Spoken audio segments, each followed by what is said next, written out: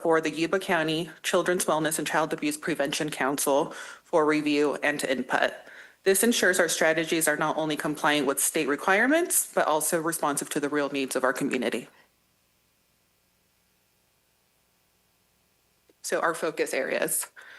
Through this process, we identified several priority areas where focused improvement will have the greatest impact.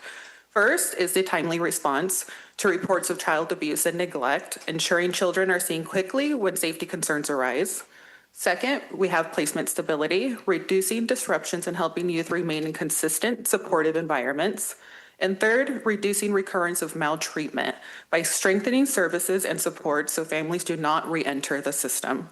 And fourth, quality case planning and reunification, ensuring families receive the right services at the right time to support safe and timely reunification. Across all of these areas, we are strengthening quality assurance process to promote consistency, accountability, and continuous improvement. One of the key strengths of this plan is the shared focus on how we improve outcomes across both systems. And I will now hand it off to Laura. Hi, good afternoon, everybody. A central component of this plan is how we will strengthen our internal practices to improve outcomes for youth and families. This includes enhancing our quality assurance processes with a stronger focus on reviewing cases, monitoring performance, and using data to guide decision-making.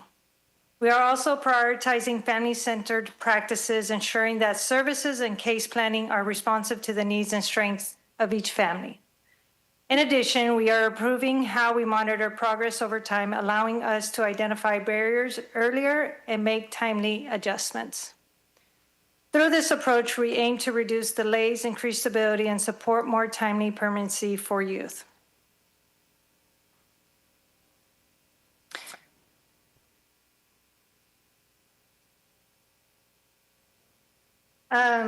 This plan represents both a roadmap and a commitment to improving safety, stability, and outcomes for children and families in Yuba County. Today's action allows us to move this work forward and continue aligning our efforts to support timely permanency for youth. It is recommended that the Board of Supervisors approve and authorize the chair to sign the Yuba County Child Welfare Services and Juvenile Probation System Improvement Plan for the term of January 2nd, 2024 through January 2nd, 2029, and the Child Abuse Prevention, Intervention and Treatment, Community-Based Child Abuse Prevention, and Promoting Safe and Stable Families Notice of Intent. We respectfully request your approval and are happy to answer any questions. Move to approve. Any public comment? Seeing none, is there a second? I'll second, and I have one quick comment. It was nice to see in many cases in the report where we exceed the state target. So thank you to staff for the great job you're doing in those areas. Thank you. All those in favor? Aye. Any opposed? Motion carries. Next item we have is 165-2026, approved purchase of 2 additional Ford Explorer Police Interceptor vehicles to augment the Sheriff's Office patrol fleet, and approved budget adjustment requesting the amount of $145,000, increasing account equipment and vehicles. Good afternoon, Chair and members of the board. I say afternoon. So the Sheriff's Office is here to seek approval for the augmentation of 2 additional patrol cars beyond what was already placed into our 25-26 budget.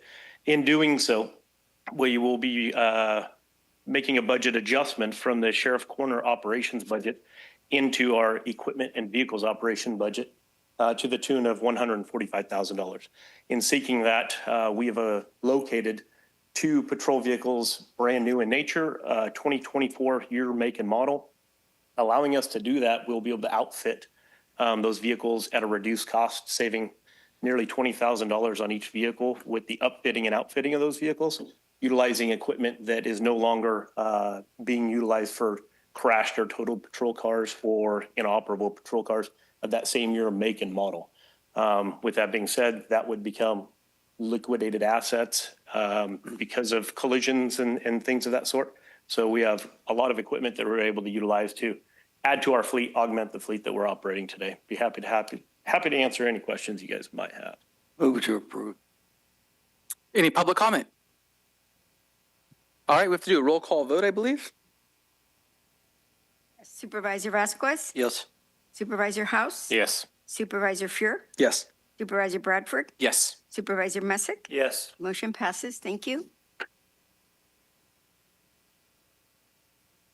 And lastly, we have agenda item 197-2026, provide update on food vendors in Yuba County.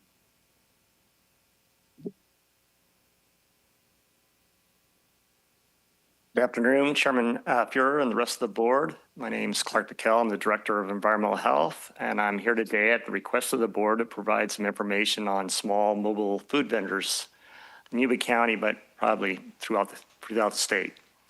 So I was not certain what information the board was seeking regarding small mobile food vendors, so I'm going to go over the current status of mobile food vendors, the changes in the food code regarding these particular vendors, and how the state got us into this position. State law was changed in 2023 by SB 972 to make a cart or food street vendor a compact mobile food operation. So they've separated this group out specifically. This is not about the larger mobile food vendors, so food trucks or trailers that operate within the vehicle are outside of this, this operation and particular law. This law now allows for limited food preparation at the mobile location, including hot holding and cold holding.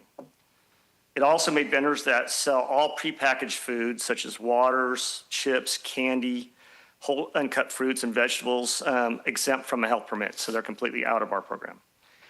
Most operators in our county are a combination of prepackaged and limited food prep.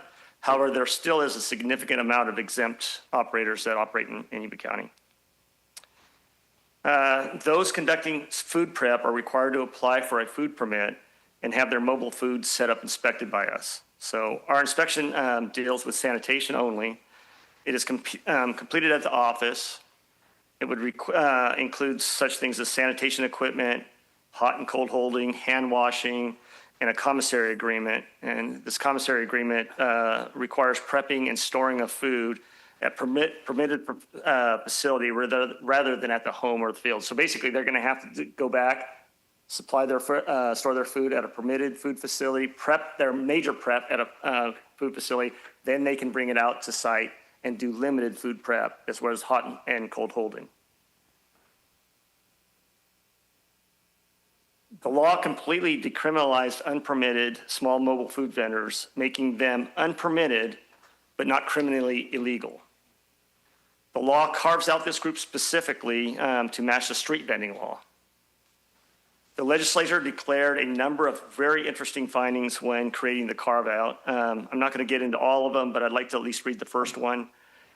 Sidewalk vending provides important entrepreneurship and economic development opportunities to low-income and immigrant communities. So that kind of gives you a perspective of where the state is seeing this. The law allows for very limited administrative enforcement procedures, which include for a first-time offense, a notice of violation only. For a second offense, $100, and then you can continue to do it up to $1,000 total in a calendar year, and then the process repeats itself. So the maximum fine, if they were caught 5 times in a year, is just not sufficient to deter unpermitted vending, and there is no direct mechanism for us to remove the vendor from continuing the operation after being noticed. So even though we notice them, we can fine them, we don't have any direct mechanism to move them from where they're at.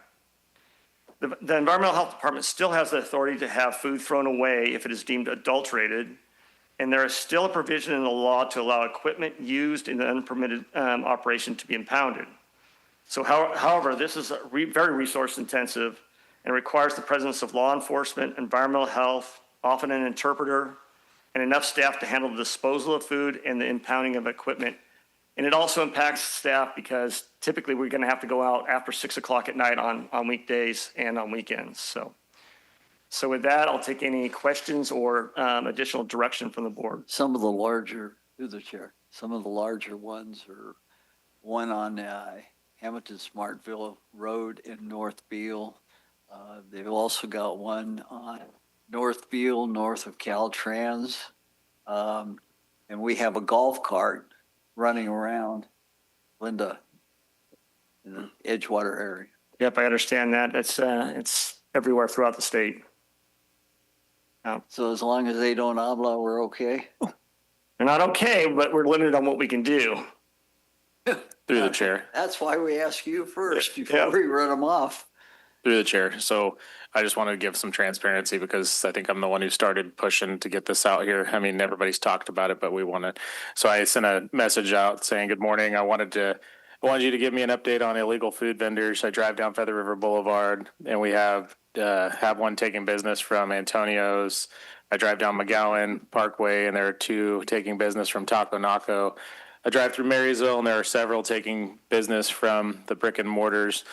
The fact that these folks are labor trafficked folks, the food is unsafe, the people they attract would be customers of legal businesses. They steal our tax dollars and just just stand around and ignore the fact that they just stand around and ignore it hurts my brain. I advise that I plan on making it a top priority for my district, especially. I don't think we could drive it home enough that these aren't just people that can't afford to operate correctly. That a lot of it's organized crime, it's organized traffickers. I'll go to one, just ask them a couple questions. It'll be something simple as, where'd you drive from? And Salinas. Like, you know how far Salinas is away? That's 4 to 5 hours away with traffic.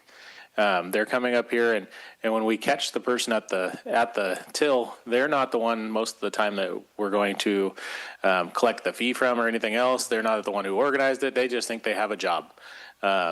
But if we can come up with a way to impound that equipment and do it with the resources that we have on the street, it will affect the people that are trafficking these folks. They don't know any better. They're not collecting taxes. They're not abiding by time and hour law. They're not helping our community. So I see a lot of comments about people saying that we're all just trying to make a dime, and there's a lot of good entrepreneurs in our county that are taking advantage of the legal path to having a mobile restaurant or preparing mobile food. And we're not giving them the chance to comply because we're allowing somebody to compete with them with almost free labor and lesser materials and lesser infrastructure costs and no fees. So Yep, I and my staff would 100% agree. I'm just really wanting our board to give cohesive direction to our departments to try to figure out a way to be the head of this spear that goes out and stops this illegal activity and does so at a manageable staff cost. So we do want our businesses to thrive. I keep hearing, another one, Silver Dollar shutting down, and then you'll have the next one shuts down, the next one, and they can't compete. They can't even afford to hire employees, so this drives the food price down. Give you a little bit of a lot of the counties now are actually trying to stop it locally because of the trafficking is difficult, but they're actually trying to track it to the centers where they're coming from, Merced, Oakland, like you said, I don't know if you said Stanislaus or wherever they're coming from, because when you attack and you close down the centers wherever the traffickers are, that has huge impact on them. So they're trying to track them through VIN numbers, different methods of vehicle tracking to try to do that, but it's a difficult process. Jeremy, did you have a comment? Yeah, through the chair, Jeremy Strang with Community Development. So in anticipation of any direction that your board may provide today with regard to this, I think Clark did a good job of explaining that there are 2 different things going on here. You have vending and then you have food vending, which are distinctly different, but kind of look the same on the outside. I wanted to share with you that I had reached out to the Community Development Director of Yuba City. They are currently working on an ordinance that will fully regulate both sides of this. It has not gone to their city council yet. It's due to go in May, but I did get a draft of that. And so depending on what your board does and what direction we have, we are able to now look at what Yuba City's doing and maybe can be, if your board likes it, similar as far as a response, because we are kind of a tied community. Just out of curiosity, there is the lady who makes tamales at her house, puts them in an ice chest, gets out her lawn chair, goes to the sidewalk, sits there with her tamales from her oven that morning with an ice chest, right? And so that that lady is not the group from Salinas. So I think that's probably the lady that the purpose of the California carve out was for that lady, right? I would say no. Okay. I would say no. It's specifically for a larger immigrant group than that carve out. But it's prepackaged food on that carve out, right? Like, so that we're not talking the lady who packs her own tamales. No, so the carve out's for what they call mobile food vendors. So it's the entire. So I mean, not to get too technical in the law, but you can create a full pop-up restaurant outside legally. There's a way to do that. It's fairly expensive, and that's why you're not seeing it. You're seeing it illegally. But you can build, 100-pound components that build a complete restaurant. They can drive up in a van, pull them out, pull the components together and do it, and we would legally have to permit that. The issue is it usually runs between $15,000 and $45,000 for the equipment. And so you don't see those people, too many. They're starting to pop up. You'll see them. There's a few in Yolo County now. There's some in Sacramento County. So that carve out's there. But if you're talking about making it difficult to stop an unpermitted facility or unpermitted one, I think that was the specific intention of the state. So through the chair, a lot of these guys are blocking sidewalks. Is that legal for them to just block a sidewalk? Or So through the chair, so that goes back to the sidewalk vending law that went into effect back in 2018, I believe. And where it authorizes, it prohibits local jurisdictions from prohibiting it or making it criminal in nature, but it does allow local jurisdictions, if they follow the guidelines in the statute, to regulate it. This county does not have currently an ordinance that does that. And so I think as we move forward now with direction from your board, if you're saying, yes, we want an ordinance that fully regulates sidewalk vending and to include some where we can and where appropriate for food, yes, that would be how we move forward. Yes. My follow-up question is, it's a big problem on Simpson Lane every Sunday morning. They pull it, and they're pulling onto private property and people's orchards and the county right away. Does the county have liability because it's not not if, but when there's a big accident out there on Sunday morning?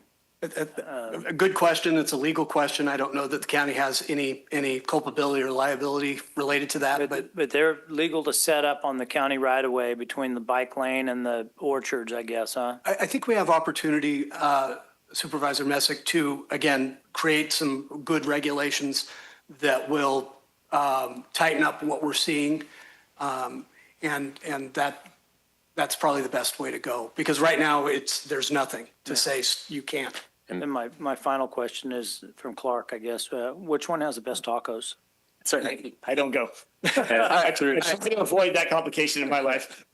We agree we're not stopping little kids' lemonade stands, and we're not stopping the neighbor lady with her tamale ice chest. Right. Correct. So at no point anything we do is not stopping those two groups of people. I'm not sure about the ice chest, but the tamale ice chest, by law, we could stop it. I don't want to. Yeah. Because that goes back to the intent that I heard you say of we don't want to stop entrepreneurial somebody. And this is some of the thing that you get back to a lot of these things. If you go out and enforce, the people you're going to enforce and hurt the most are going to be those locals that they can't afford to replace their equipment. They can't afford to do that, right? So you're going to hurt them. The ones that are getting trafficked, they don't lose any money for losing all their food or losing their equipment. It's just going to get replaced. In my opinion, the cartels or the traffickers have already built that into their business plan. So whatever you bring back to us, don't have us mugging little lady with ice chest. Don't include that.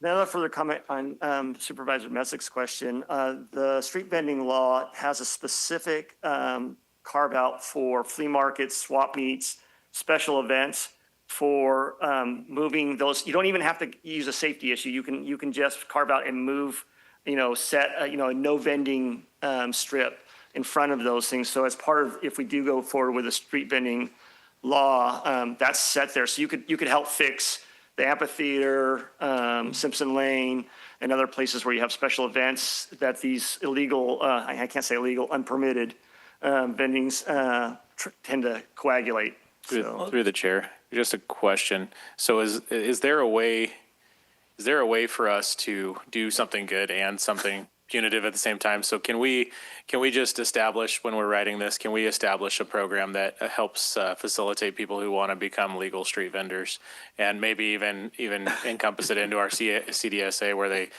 get a little step by step. I mean, we make a industrial real estate availability brochure. I'm sure we can make a how to be legal in Yuba County brochure. we already have that. Okay. The issue usually isn't how to be legal. It's the money to be legal. Yeah. So And then- it's not even it's not the permits. It's really the two items that I see that most stop small vendors from being legal. It's the cost of the equipment that they have to have on site, and it's the having to have a commissary.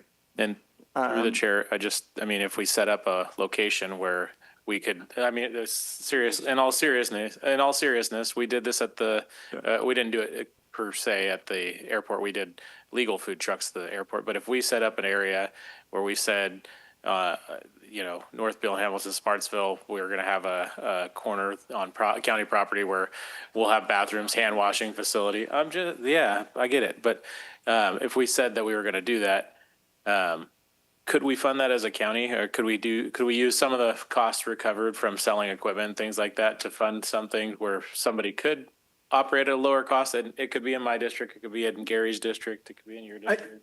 Through the chair, Jeremy Strang, I mean, that's definitely a bigger, this would be nice to have. I think the first step that I'm understanding from your board is, let's get something in front of your board that you can look at, weigh in on, and if we need to expand it or augment it in any way, we can do that.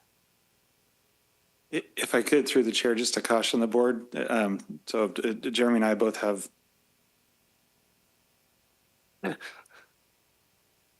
decades of experience on trying to regulate folks in Yuba County and weed out the good from the bad. And you'll appreciate my pun on weed, because the previous boards spent countless hours trying to figure out an appropriate local ordinance to weed out those that really had a medical need to grow marijuana and those that were profiting from growing marijuana.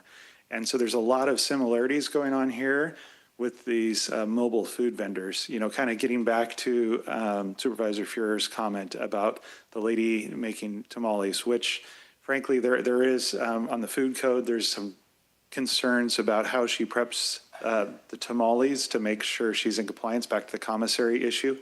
But anyways, I think staff has a lot of knowledge that we can pull from past ordinances where we've tried to figure out how to most appropriately for Yuba County, create ordinances that empower local businesses to flourish, and then try to kind of get the bad actors out of Yuba County. And so we understand the balancing act we're gonna have to do, but we do have, it is difficult getting down to, is that the nice little old lady that makes the tamales, or is that a trafficked little old lady? Sure. And to build on your point, if she has one ice chest or one plant is different than if she has 9 plants and 9 ice chests. It's different than she has 900 ice chests and plants, right? So you guys, I think in the example, limited it to number of plants. Is that what the rule was? There were many iterations of that particular ordinance, but 200 tamales or less. if I in one single defined space, and I know it's just keep in mind as we work through this process, the pendulum did have to swing a few times in that example, and it went really far one direction before it could actually come back to center. And so as you go down this path, just know that sometimes maybe someone will be impacted in a way that you hadn't intended or hoped. But in order to do so, we have to get that balance back. Once we find balance, then we're in a really good position. Clear as mud. Yes. Are they really making enough off food to come all the way from Salinas to sell it here? They do it, so they must be. I think if you look at the volume, if you look at bulk volume and you just say each operation, and you just start multiplying the operations out, they're making lots of money. I noticed they're bringing strawberries up from Salinas. You're seeing them already now at Home Depot and stuff sitting out there in the parking lot. But I wouldn't think bringing tacos up from Salinas would be profitable. It's probably just the people. They probably bring them up with their load of strawberries. They probably bring 200 people and just pop them. Yep. Is there any other board comment? And then do you guys feel comfortable with the direction, ambiguous and general as it is? Or do you need something more specific from us? Is the end of the board comment? No? Okay. What I'm taking away today is that this board is interested in something to come back that will regulate this particular activity within the county. And if an ad hoc needs to come from, at some point, we can do that. I would ask, would your board preference be that we bring the full ordinance before your board rather than a committee, so you can all hear it or read it at the same time and be able to work on that? Does somebody strongly want to have an ad hoc? Otherwise, it can go to all of us. Yeah. Okay. But again, let's err on the side of free enterprise. Understood. What about back to somebody's suggestion about having an area like at the airport parking lot when we did food trucks there? That's phase 3. I honestly don't believe that's going to make a change in the dynamic of what's occurring. I don't know what Clark's opinion is, but because it's an allowable thing, what would be the driver then to go there? I guess if you said, hey, if you're permitted, you can actually park at the airport on these nights or these areas, it'll incentivize them to get permitted so they can actually park at different county sites that are locations. You see them in other towns where there are 10 taco trucks and I would say that I agree with that. I think that you would have incentive by having that and already having a county permission to be there for longer than 2 hours or whatever the sitting time is, because you already have a use permit for that, where they could sit there all day or whatever, having bathrooms, having hand washing and all that stuff. So I do believe there would be some incentive. And through the chair, yeah. Oh, I was just gonna say, I could really go for a taco truck in the parking lot here right now. So. and That's on Thursdays. And I would think that would help us, like if there was a lawsuit later on that had to do with the fact that we were denying people the ability to sell their food and make a living. I think, and just as a goodwill gesture, even if it's something that's not utilized, I don't think it, like you guys said, they're in these locations for a reason. They're probably not going to go off the main track to do their business. They're going to still pop up out there. But if we're hammering on them, giving them another opportunity somewhere else is a goodwill gesture. But I would also like the board direction to be that we enforce the unsafe behaviors that are going on currently. So when we have these food truck vendors on the side of the road, we need to know if there's any law that we can enforce out out at the, the flea market there, the Simpson Lane auction. If there's anything we can do, because I don't want to hit one of those people, and I don't want to hit somebody pulling a U-turn to get a taco, and I don't want any of our constituents to. So if we could find out if there's something we can do out there, it would be great, like immediately. But you guys have read the horror story where some little kid's lemonade stand got impounded, right? Always. We don't want that to be our story here. There is a carve out in the statute, as Clark pointed out, that exempts that. So. Thank you. Thank you. Yes, agenda item 201-2026. Approve letter support for Enterprise Rancheria's Foreign Trade Zone project and authorize chair to execute.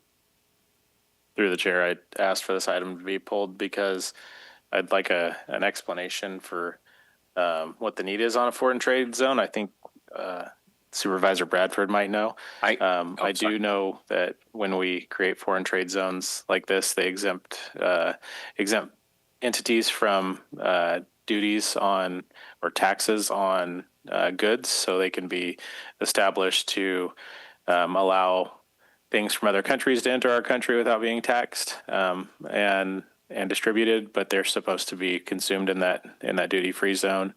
But I also know that they can be used to bring in materials. Like if you want to have a manufacturing mill, you can set up a duty-free zone, and then you ultimately don't get taxed on the material or metal or wood you're bringing in, but you do get your local tax revenue when it leaves that facility, and it comes in the form of like sales tax, things like that. So but it can give disproportionate favor to the entity that has it versus the rest of the county where they could be also creating those same products. So I just wanted to know the intentions. Yeah, I think based on your description, that's kind of my understanding as well. And I think probably we do have someone on the line that can, I should be on the line that can maybe explain it a little more. I'll just say for some background that Cindy Jones from the tribe is the one that asked me to provide this level of for the board to consider a letter of support. I know the EDC and the Chamber of Commerce have already submitted letters of support. I had no idea what this was when the request came to me, and so I actually Googled it, and it said Native American Foreign Trade Zone is a designated secure area on tribal land, often in or near a customs port of entry, treated as outside the U.S. customs territory. Tribal corporations establish these zones to store, assemble, or manufacture goods, as you indicated, postponing or reducing import duties while boosting economic development and creating revenue through business leases. And it, anyway, so that sounded like a positive thing to me for our community. And so that's why I asked for it to be put on the agenda. And is Steve on the line? Through the chair, we do have a Steve Boeking. Yep, that's the individual. Hey, Steve Boeking, they're going to go ahead and unmute you, so you'll be able to speak. Good afternoon. Is this working? It is. So if you could provide some more background on why the tribe is requesting this and what they would intend to do with it, I think our board would appreciate that. Okay. Well, to where to start, I think the summary that you read from Google was very accurate. It made it sound like FTZs are strictly for American Indian tribes, which they are not. They're for anybody. But the tribe just, their focus is to improve the quality of life for their tribal members. And one of the things they do is they want to create good jobs so that all the people in the community, for the tribal members, but also the entire community, can better support themselves. We've talked about economic development a lot today. And so, Gary, what was your original question? I got off track a little bit. How specifically do you anticipate if the tribe were to receive this, how would it play out? What do they plan to do with this designation? Maybe, and I know that, maybe it's just in the planning phase. So conceptually, if this was awarded, what kinds of things would the tribe potentially do, I guess? Okay. The basic plan, you're right, it is in, we're still finalizing the plan, but the basic plan is you can lay foreign trade zone designation. There's great vocabulary in the FTZ world, and designation over a large piece of land. Commonly, it could be a city or a county. You could use the county boundaries. So we're looking at Yuba County, Sutter County, and Butte County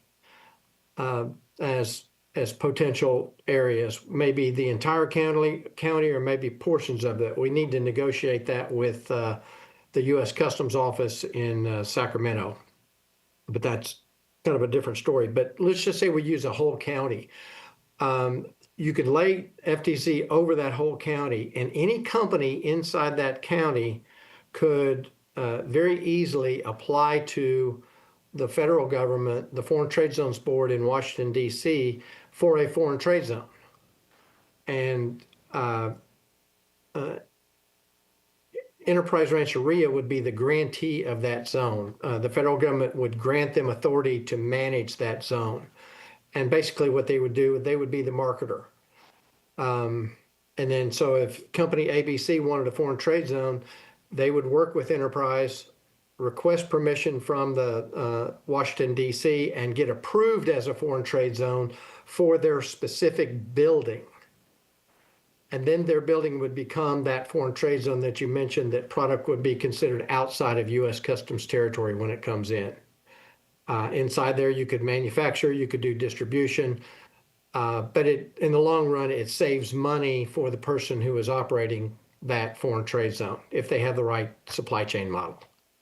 And So- Supervisor House brought up a concern that this would disadvantage certain companies in Yuba County. Sounds like every company in Yuba County would be able to take advantage of this, or within whatever those boundaries were. If they were all three counties, any company located in all three counties would be able to take advantage of this and essentially save money and create economic opportunities, whether or not they were owned and operated by Enterprise Rancheria. Is that a correct understanding? That is true. Enterprise Rancheria would have actually, well, no, they would have no involvement in that company's operations or financials.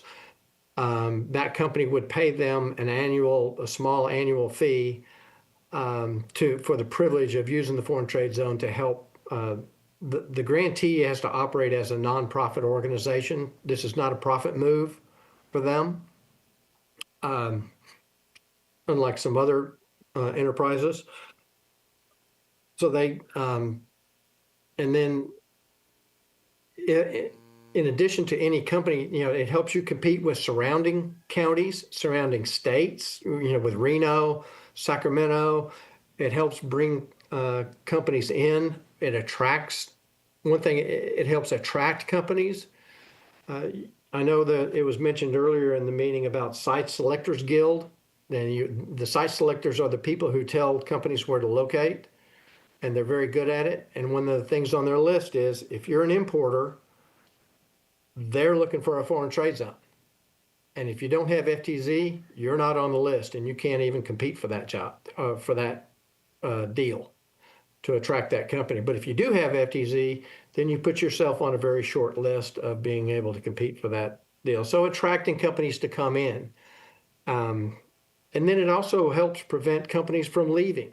Because if they're there and they have the foreign trade zone, they're enjoying the savings, they really can't afford to leave and give up all those savings. So it's good, solid jobs. It's normally companies that have an international type supply chain. So you're talking warehousing and manufacturing, which those are the kind of jobs where someone can get in on the ground floor and get promoted to a supervisor, and no telling, look at companies like UPS. The CEO of UPS started out driving a truck. So it's great economic development. So I'll stop talking and wait for questions. Okay, well, thank you for that explanation. That's very beneficial, and it sounds positive to me. We'll see if board members have questions or comments. There's one more thing I wanted to add before I get the question. What is the cost to the county or to the city or the local governments? And that cost is zero. The only tax savings they get is off of their federal import duties. So there's no financial impact on local taxing entities, local governments, other than the benefits of economic growth. Okay. So just to clarify that last part, that was one of my three questions. The fee that's being avoided is the federal import charges. Can you give me an example of what that is? That's not tariffs. That is what charge? It is tariffs. Okay, so if we have a 100% tariff on China and it gets imported to our FTZ, they avoid a 100% tariff? Not exactly. Okay. So let's say we have a 100% tariff. And let's say my product is my cost on that product is $200 when I bring it in. So normally without the big tariffs, that's costing me $200. I'm going to sell it for $300, say. Without the foreign trade zone.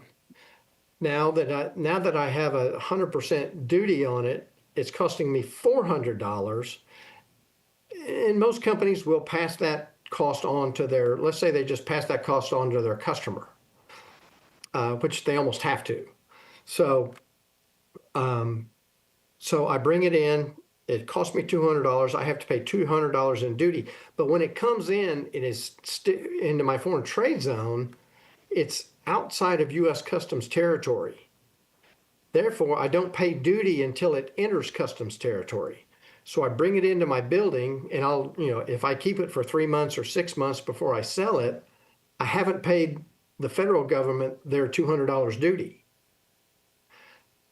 When I sell it, I don't pay the duty till it leaves the building, and it's not going to leave the building till I've sold it to Larry down the street, and he's already paid me for the product. So frankly, I never had to pay the $200 duty. I mean, it's more of a cash flow thing. You don't save the duty. It's just Larry pay? ask any CFO in the world, when do you want to write the check? Do you want to write the check today, or do you want to write it 3 months from now? Okay, so the 100% tariff still gets paid. It gets paid 6 months later. Yes. Okay, and then they declare all of Yuba County as being in the FTC, but it doesn't mean that when they sell to a customer in Yuba County inside the FTZ that it is still exempted. It's only a specific building that was exempted. So when they sell it as a taco in front of the flea market, that taco will then still get hit with the charge. Yes. Yes. Because even though it's in Yuba County. Yes, and what we're doing, we're laying this over Yuba County, laying this foreign trade zone over Yuba County, which gives companies inside the county the privilege to use the foreign trade zone. Okay, Gives them the opportunity. So there is no reduction in the actual tariffs and charges. It just delays them. All of the same charges are still going to happen. It's just a matter of timing. In that example. Can you give me a different example that would have some other effect? Well, and this is my opinion. My opinion, eventually these extra tariffs are going to go away. This is not a permanent thing. There's a manufacturing model in foreign trade zone that where you can change the duty rate of something you bring in. Let's take cell phones, for example. Cell phones are duty free. You can import cell phones duty free. This is before I'm going to call them Trump tariffs. You can import cell phones duty free. But the battery, so they bring in the cell phones from China, the batteries come from Korea, and then the chargers come from Korea and the cables. The cell phone is duty free, but the battery is 2.5% duty. Same with the chargers and the cables. So you bring them all into the foreign trade zone. You have not paid the duty on anything like the batteries and the chargers. You put them together, put them in a box, and show it to customs when it leaves, and customs says, oh, that's a cell phone, that's duty free. You never paid the duty on the battery and the charger. Okay, so we're going to do assembly packaging, and we're going to avoid tariffs that way. As soon as these extra tariffs go away, that's a long-term thing. I think these are temporary. Okay. All right, and then my other two questions were the fee that is going to the tribe. You mentioned it being somewhat nominal. Are we talking $50 for paperwork processing, or are we talking $5,000? What is that fee? Who decides that fee? Do we have an influence on that fee? It seems like it's possible with that sort of level of power that it could be abused. So I'm curious how we make sure that fee is regularly and freely available to everybody who wants to use this particular thing in Yuba County. Yes, you sound like a regular federal regulator. They do control that. The grantee legally can charge whatever they want to, but they have to declare that fee to the federal government in their grantee documents. They say, I'm going to charge $2,000 a year to every customer. And they have to pay, regardless of the size of the customer or whoever it is, they have to charge everybody $200. The fee is designed to cover their cost for administrating the zone. It's a nonprofit organization, so they can't make money off of it. Some grantees have tried to say, well, I'll set you up to use my foreign trade zone, and I'll take 10% of your savings. Well, you can't do that. You have to charge everybody the same number. Some people charge $1,000. Some grantees charge, I've seen up to $20,000 or $30,000. How do we make sure we're on the $1,000 or less part of that spectrum? You can. It would be just a conversation. You really don't have the power to So we do that. an MOU with the tribe saying, hey, we want to be on the low end of that spectrum. Yes, and they will be and they will be limited by because when they file their application, they're going to say I'm going to charge $25,000 for each customer, and the federal government's going to say, well, why are your expenses so high that you need to charge all that money? You justify that. Okay. So And then just they oversee that. More generic question. If you could play devil's advocate for a moment, what are the arguments against doing this FTZ? It would be that some companies inside Yuba County wouldn't get to have the FTZ zone because they didn't pay the fee. It would be that it's unfair in some way, or it's anti-patriotic to delay paying of taxes 6 months. What are the arguments that go against doing this? Well, I'll just say from the county's standpoint, there's no downside. I've been in the FTZ business for 20, 25 years. For the local governments, now in some states, there is a downside. Like I live in Texas and we charge tax on inventory.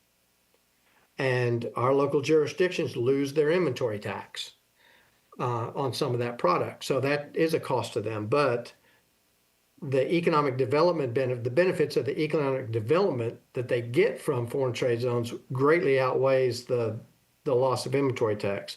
But I can't think of really anything. It encourages companies to do the manufacturing on U.S. soil as opposed to foreign soil.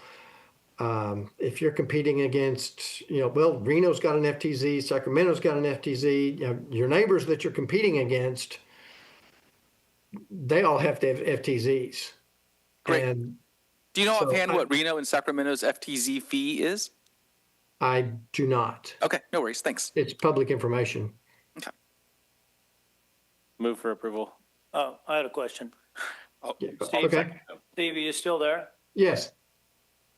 Reno and Sacramento, are they through a tribe or is the county doing it there or the city? And why couldn't we as the county do this? Can we? Or can we as the county do it? In Sacramento, it is, I think it's FTZ number 143, and they are a city, it's a city organization.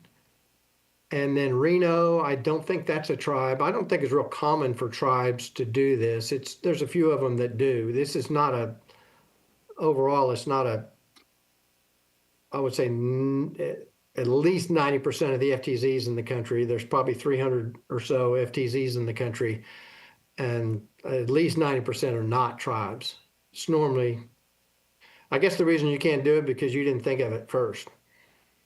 Well, now we thought of it for a second. I'm going to recommend the county do it. Okay. Well, I mean, I guess my curiosity there is I was under the impression that it was because of the sovereign nation status of the tribe that would allow them to do a foreign trade zone that at least had some connection in my mind. How is it that American government entities are foreign trade zones in America?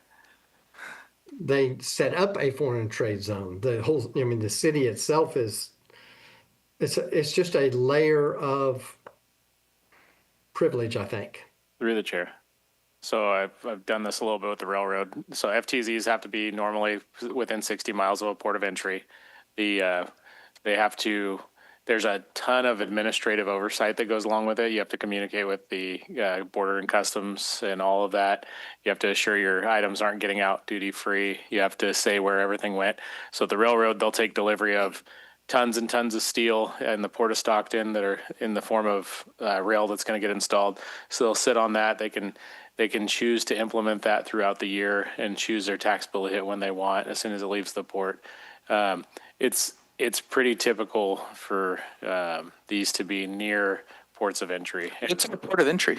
I'm guessing ours would be that Sacramento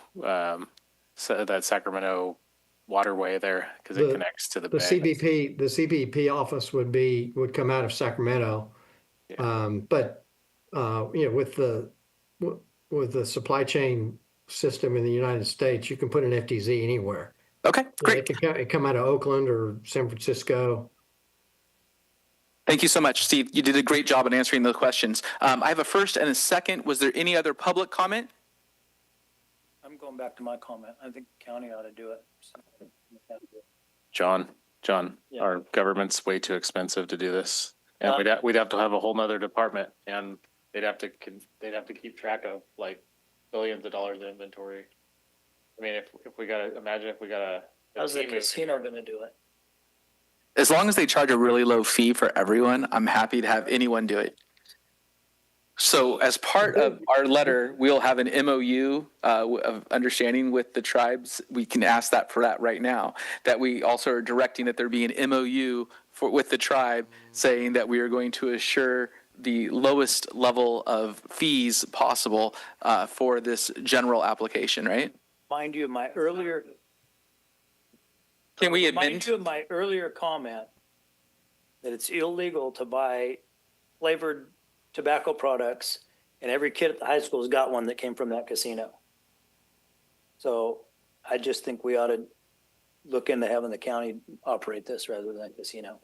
So just whether or not the county sends a letter of support, which I certainly would encourage us to do so, it does not change the tribe's ability to do this. So, we could say, no, we don't support this, and they could go ahead and do it. We have zero authority to approve or deny. That's not what's before the board. It's just, do we support this economic opportunity in our community? And I certainly understand where John's coming from, and so I'm really glad we have someone with a perspective of what it actually takes maybe to operate one of these. I like your thinking, John, but I'd rather take the economic benefit and forego the administrative costs to do this. I do think that encouraging the tribe to set the fee as low as possible, to be competitive, and sending them an official letter from this board that indicates our desire for them to do that, I think would be very, very appropriate, and frame it from a competitive standpoint, right? We want them to be competitive to surrounding areas. Again, we have no authority, so I don't see how we could tie passage of a letter of support to an approved MOU. I think we can tie it to a request letter to the tribe, which I would certainly modify my second to include that. If that. Through the chair, I'd like to modify my motion as well to include a letter to the tribe letting them know we'd like to get a MOU in place for how this rolls out. All right? Yep. No, it was a letter encouraging them to be cost effective, to be as low, like have a low price. Sure. Yeah. So I'll admit it to. Thank you. To do that. All right, we have a first and a second calling the question. All those in favor say aye. Aye. Aye. Those opposed? No. Motion carries. All right, we will move on. Okay, so we will move on to, if I can find. Ordinance and public hearing, I believe. Yes, if you challenge in court the action or decision of the Yuba County Board of Supervisors regarding a zoning, planning, land use, or environmental protection matter made at any hearing described in this notice, you may be limited to raising only those issues you or someone else raised at such hearing or in written correspondence delivered to the Yuba County Board of Supervisors at or prior to such hearing. Public comments will be limited to 3 minutes per individual or group. Our first agenda item is 78-2026, ordinance, hold public hearing, waive first reading, and introduce ordinance repealing and reenacting various chapters of the Yuba County Consolidated Fee Ordinance Code. Good afternoon, Chair and members of the board. My name is Emily Bakken. I'm a management analyst with the County Administrator's Office. I will try to make this as quickly as possible. Annually, the departments are asked to review consolidated fee ordinance to ensure fees charged by departments reflect the true cost of the services. The review process has recently been completed with revisions submitted by 6 departments. Those departments include Admin Services and IT, Ag Commissioner, Auditor Controller, Sheriff, and CDSA. The majority of the fee revisions reflect the cost of performing the service. There were also minor administrative changes to a few fees because the name of the fee has either been updated to better describe the fee or to fix administrative errors. Departments are here today and available to answer any specific questions you may have on their updated fees. In your board packet is a detailed summary of the requested changes. At this time, on behalf of these departments, I would like to provide you with some highlights of the new fees. The Auditor Controller created a tax code maintenance fee for direct assessments, which encompasses maintenance costs of a new technology application. CDSA General created a credit card chargeback arbitration fee, which is to offset costs associated with chargebacks initiated by the customer on valid transactions. Environmental Health created two fees. One is a new engineered system with supplemental treatment fee, which encompasses permit review, inspections, reporting to state and future inspections. With this new fee, Environmental Health is deleting two fees behind it, as this new fee better encompasses the service provided.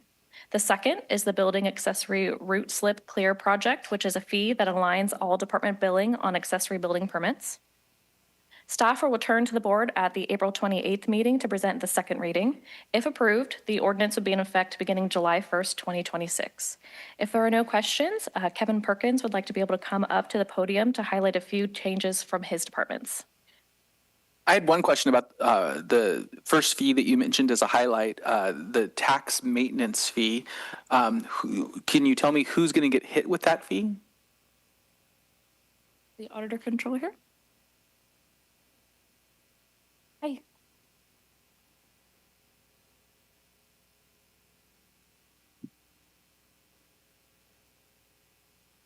Could you read the fee again so he? Yes, it is for the new tax code maintenance fee for the direct assistance.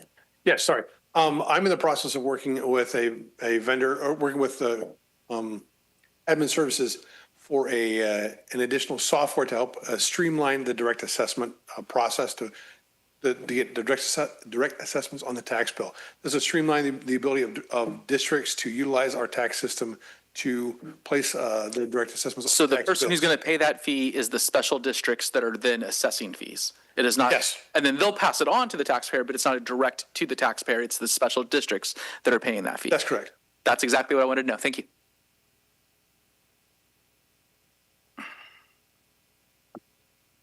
Through the chair, Kevin Perkins, Community Development. Last year, your board wanted us to look at some of our fees to make sure that our permits were affordable. And Emily mentioned it, but we did create a minor addition fee within CDSA, which previously how we do our hours for building permits, it's a number of a set time being charged for a specific permit. And so in the case of additions like carports, garages, patio covers, things of that nature, they were getting charged a 1 hour fee. We, through this minor addition category, we're reducing that to half an hour. So we're saving nearly, at a minimum, close to $300 per permits for these. Additionally, our building staff is in the process of doing a comprehensive fee schedule or comprehensive review of the surrounding jurisdictions to see where they're at from a apples to apples perspective on a number of building permits. And when we get that information back, we will create a departmental item and bring it back to your board to let you know where we stand with other jurisdictions. But I did want to let you know, last year we heard you loud and clearly that you wanted to see permits lowered for mom and pop type permits, and we did do that with the minor addition. Any questions from the board? Public comment? I will open the public hearing. I will close the public hearing. And it looks like it's a roll call vote. I'll move to approve. Second. Supervisor Vasquez? Supervisor House? Yes. Supervisor Fuhr? Yes. Supervisor Bradford? Yes. Supervisor Messick? Yes. Motion passes. Thank you. Thank you. Now we have agenda item 182-2026, hold public hearing, waive second reading, and adopt ordinance repealing and reenacting Article 5 to Chapter 2.50, authorizing purchasing agent and Public Works Director to perform all acts necessary regarding the acquisition of real property where the purchase price does not exceed $50,000. Good afternoon, Board of Supervisors. Brian Michelson, Director of Public Works. What this does, if approved today, will allow the purchasing agent and Director of Public Works to purchase real property for our projects up to the amount of $50,000. Some projects, there are a substantial amount of small acquisitions that we need to do. So this will allow us to do that. It's been done in the past in 2014 and in 2020. This would just be following the same lines of an ordinance. And the only difference between them is previously there were 150,000. Currently, we're only asking for 50,000. So I'm happy to answer any questions. I will open the public hearing. Board comment. I will Approve. Well, second. I will ask for public comment. Seeing none, I will close the public hearing, and I assume we are also a roll call vote? Yes. Supervisor Vasquez? Yes. Supervisor House? Yes. Supervisor Fuhr? Yes. Supervisor Bradford? Yes. Supervisor Messick? Yes. Motion passes. Thank you. Thank you. Next item we have is 106-2026, ordinance hold public hearing and adopt ordinance approving the change of zone, LACT 24-0003, and adopt resolution approving the mitigated negative declaration and mitigation monitoring plan incorporated herein by reference and approved tentative subdivision tract map TSTM-24-004, subject to the attached conditions of approval. Through the chair, Kevin Perkins, Community Development. So the request before you is a subdivision tract map, which would subdivide 54 acres to create 228 single-family lots, and also a request to change the zoning designation from residential estate to single-family residential. The property is located on the east side of Griffith Avenue within the community of Linda. It's about a quarter mile north of the intersection of Earl Road and Griffith Avenue, and the APNs are 019-300-001 and 019-300-021. So again, here's a vicinity map of the project site. It's highlighted in red. You can see the site is, again, just northeast of the intersection of Earl Road and Griffith Avenue. It's within our valley growth boundary, and the next slide, I'll get you a little closer aerial map. So right here, you can see the closer view of the property. Currently, the property is developed there's a single family residential, which is the square within the larger rectangle. And the remaining property is actually developed with an almond orchard currently. So here's a proposed site plan. There are 3 accesses from Earl Road, one to the north, one in the middle, and one to the south.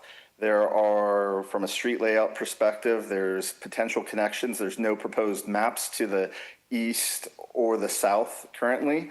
But we do have potential roads that could go to a future project or connect to a future project as part of the subdivision map. It's looked to be phased in 4 different phases, phase 1, 2, 3, and 4. And some of the key points of the subdivision is, again, it's 54 acres in size. It would create 228 single-family lots plus 4 lots that would be used for stormwater detention.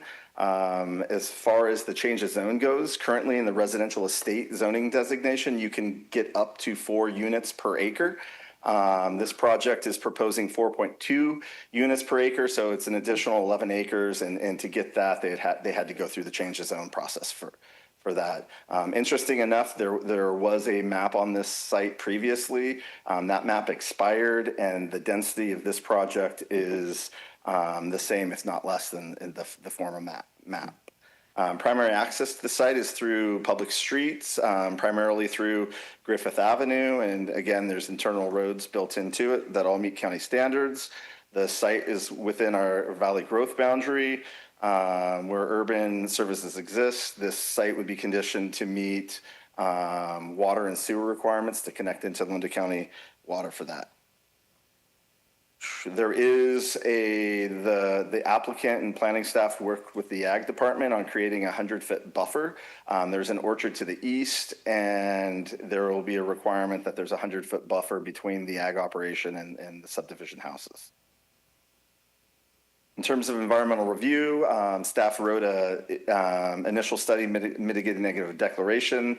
The mitigation was limited to biological and cultural resources. The biological resources, if there's any trees on the site when they go to do grading, they need to, if it's within a certain time period, they need to get a consultant out to make sure birds are not nesting in the area. And the cultural resource is a standard mitigation measure that requires that if remains are discovered during construction or grading, that they contact a cultural resource specialist.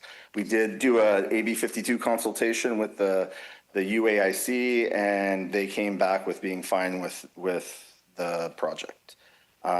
Staff received comments from internal departments. They are incorporated in the conditions of approval. Again, we received a comment from the Ag Commissioner that was addressed, and we did not receive comments from PG&E, Caltrans, FracMed, Lake County Water, RD74, or Marysville Joint Unified School District. Staff recommends that the board adopt the ordinance approving LACT 24-0003 and adopt the resolution mitigated negative declaration and mitigation monitoring and reporting program, and approving TSTM 24-0004 subject to the attached conditions of approval.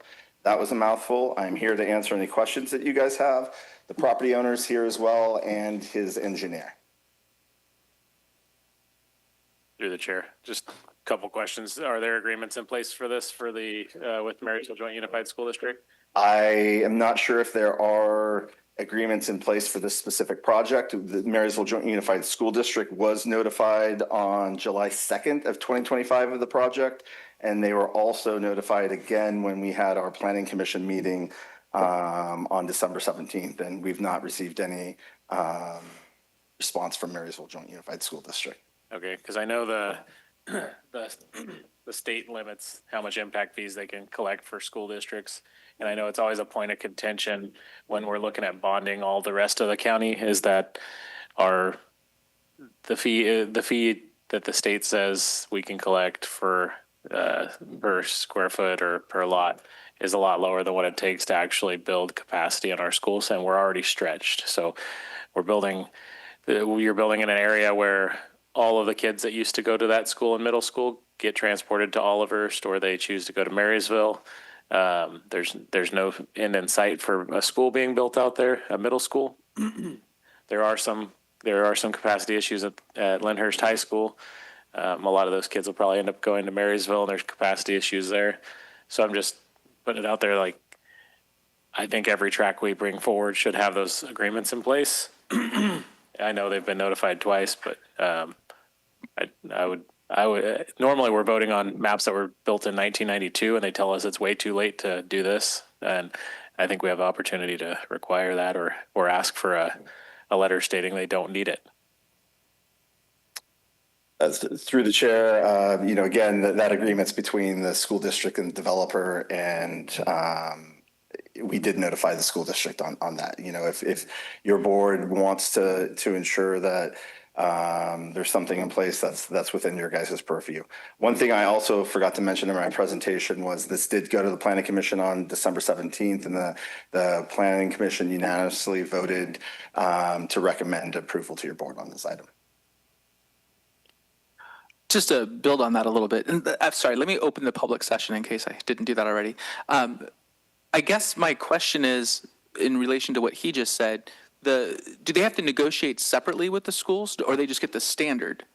So two things. The school districts have in place a standard fee, right, that the intention is to cover the developer's impact to school districts. Mm-hmm. And that's a per square footage fee that's paid at building permit. Some of the other agreements that are in place between the school district and developers are private or agreements between the school district and the developer that are not subject to. And what's the leverage that the school has to make the developer come to the table on that?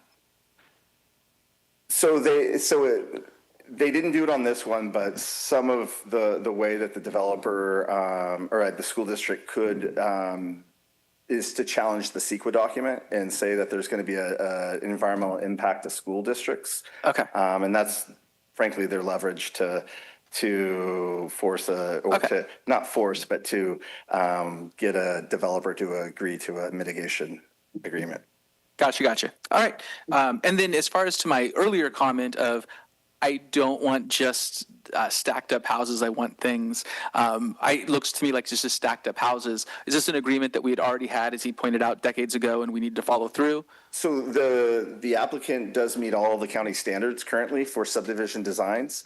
So again, that's what I said earlier, through the development or the quarterly report is well within your purview, and planning staff would be supportive of the subdivision design standards being put into policies being put in the public in the general plan update that then we trickle down into the development code as standards. So when do we ask for a park? Like, so is this 250 houses approximately? Do we ask for a park when it's 1,000 houses? Like, when do we start asking for meetings? There's going to be drainage ponds, but those aren't decorative ponds. So through the chair, the Public Works Department does, at the time of map recordation required, they do receive Quimby fees or impact fees that go to the development of parks. And currently, the Public Works Department has the ability to require an on-site park or not on a project. Okay, so on this one, it was decided not to have an on-site park. Okay, and is there like a general rule, like at 1,000 we require it, at 250 we don't? Is there any kind of, or is it just completely arbitrary on our part? Maybe I could help out Kevin here. So we do have a county ordinance in place, and it does require, I think it's 5 acres of parkland per 1,000 people. Yes. Is that still okay? Yeah. And so that's where the fee comes into place, that's collected. And so if you don't have a park that you're situating within your, I guess I'm cut off. I have a 30-second limit. Then you pay the fee. But in specific to this map, there is a new park being built just to the street to the west. Yes. Okay. So this map would be paying the fee to help cover the costs of the park that's being built down the And street. it's projected there's going to be 750 people in this, not 1,000, and so that's why there was no extra thing. Okay, great. Thank you. Through the chair, I agree with Supervisor House's concerns. So maybe more of a process question. I understand the leverage the school district has. What authority does the county have to not approve something like this because the school district did or didn't have an agreement, assuming it meets all the county standards, all the legal requirements? Is it their discretion to some extent, or not necessarily? Yeah, through the chair, I do believe this could be a legal question that's above me answering. I'm going to have to research that for you. I'm not prepared to answer that right now. Okay. Just mainly for going forward, I want to have a good understanding of, where we stand legally to help our school district partners, if they're willing to get what they need to get to. And even with that, I know it won't be enough to build the needed schools, but it will help even more. So if I could, through the chair, and maybe this will just help give staff direction for the future. Our current rules that are in place have all been followed. And as Kevin Perkins previously mentioned, there was notification of the school district more than one time, and they have not come forward. Even the hearing today was notified. Nobody from the school district here, no communication. So the staff's followed all of our rules. So if you want to change the rules or the process or procedures, I'd recommend maybe considering that for future projects. But for this one, I mean, the staff really did everything that they were supposed to do.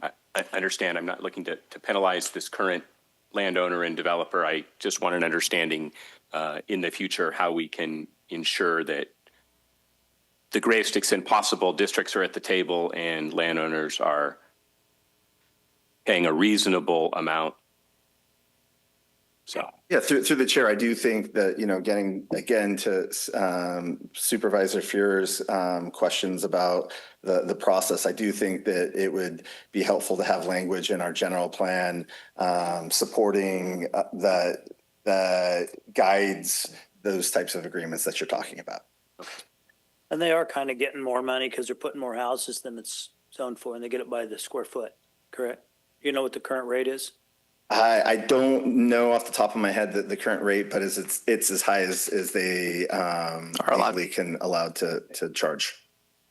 All right. Is there any public comment?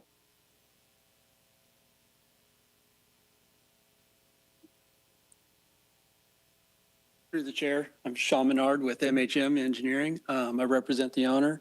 I've been working with county staff for quite some time and on this project, and the conditions of approval, we're okay with them. Interesting enough, the project that was previously on this property, I did it back in 2004.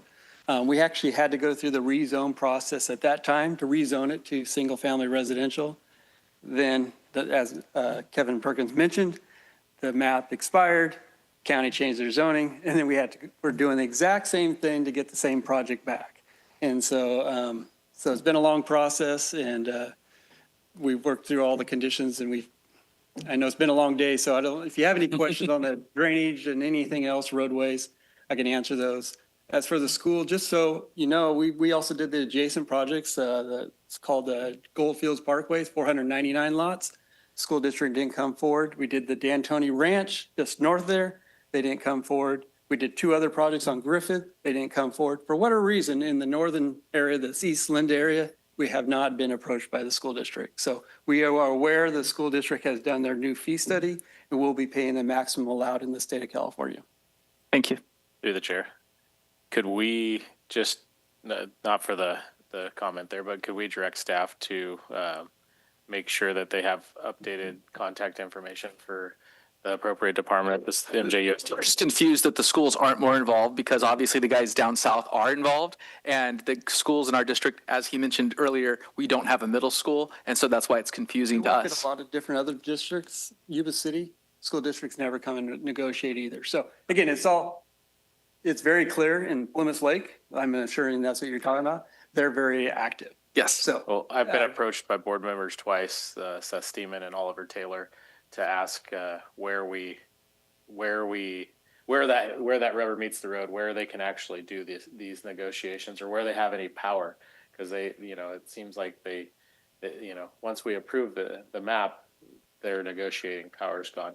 I see this as a prolonged project, so I think we just need to move it forward. But maybe we can improve that communication so that the future projects, we don't hear 99% of our projects outside of Plymouth Lake the school board's not going to the table to get their needs met. Through the chair, the next subdivision map application we get, I'll personally email Jennifer at the school district that's in charge of this. But we have all their current contact information, and we've worked with the school for over a decade trying to talk about county developments and what's on the future. Sean, do you know what the current rate is? When he asked that question, I think it's 417 or 470. Square foot. The state establishes that. They had to go through a study, and they established the max, and they just recently, if you look it up on Google, you'll find it, or one of the AIs, but it's the max allowed under tier 1. And they did their fee justification study 2 years ago? Yeah, a couple of years ago. I just think it might actually be up closer to $6 a square foot. Yeah. So it's about $12,000 for a 2,000 square foot house. Yeah, so I'm guessing MJUST figures that's enough, because going back to when I did a subdivision, 2006, 2007, it was like $1.50, and I went in and negotiated like $2.50 a square foot. And now, my understanding is I'm locked in, those houses haven't all been built. They can actually go in and only have to pay $2.50 instead of the $6 or whatever it is, because that was negotiated with the district. So, well, in our case, if the state increases the school fee, we'll have to pay it. Whatever you pull the building permits, the fee when you pay. So if they raise, our project will have to pay the additional amount. All right. If there's no other public comment, I will close I'll close the public hearing. Is that right? I'll make a motion to approve. I'll second. Okay, and is it a roll call vote? Yes. Supervisor Vasquez, Yes. Supervisor House, Yes. Supervisor Fuhr, Yes. Supervisor Bradford, Yes. Supervisor Messick. Yes. Motion passes. Thank you. Thank you. And I also want to thank County Council for providing me with a granola bar to help my blood sugar on this presentation. So thank you so much. We're going to go to Costa County, So- 136. Yeah, so what I was thinking is we would postpone closed session. You guys can do your board and staff member reports really fast. We'll postpone closed session so we can do our 1:30s and then we'll go to closed session. Yep. So let's go ahead and do board and reports real quick.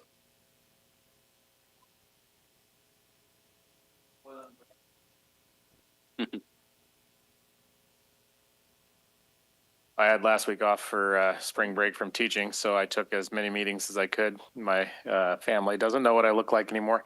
But this week we have a YCOE Farm to Fork style dinner, April 16th at Bishop's Pumpkin Farm. If you don't already have tickets, I don't know if you could still get them, but you should try to attend if you can.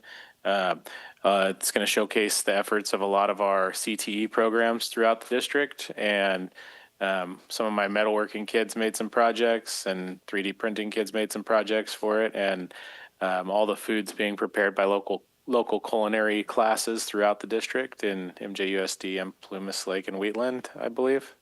And it's at Bishop's Pumpkin Farm, so I don't know what kind of fun there is to be had there. And that is, that's all I have. Thank you. Great. Speaking of food, I have a ticket to the Farm to Fork dinner that I will be unable to use. So if another board member would like to use it, or staff member, it is yours free of charge. And I will be unable to use it because I'm leaving on Thursday for a cap to cap, and then we'll be back the middle of next week. Also, speaking of food, I would encourage you to go to Hard Rock Cafe during the month of April and eat a Bradford burrito. It's on the menu. It's very tasty. So I personally picked the ingredients. And so please do that. A couple SACOG items that the legislative analyst for housing, land use, and transportation came to visit Yuba County about a week or two ago. We met with staff and did a little tour. We talked about fleet electrification challenges, airport, safe routes to school stuff, and general transportation projects. And finally, yesterday, the SACOG mega region, which includes the Bay Area, Sacramento area, and San Joaquin County. I'm honored to chair that working group this year. We do an annual advocacy trip to the Capitol where we meet with legislators and state agencies, and that was yesterday. And so it's 16 counties, 11 million people. We advocated for 12 projects across the broader mega region, and then also in favor of SB 1079. So that's it.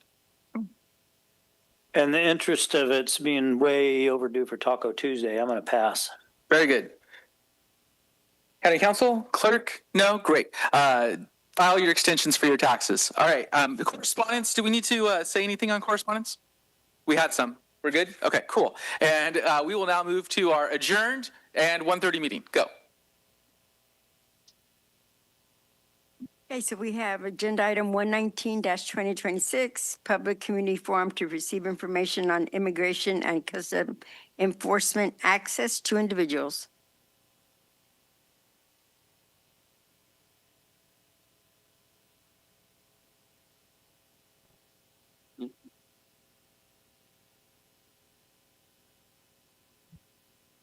Thank you, Chairman and members of the board.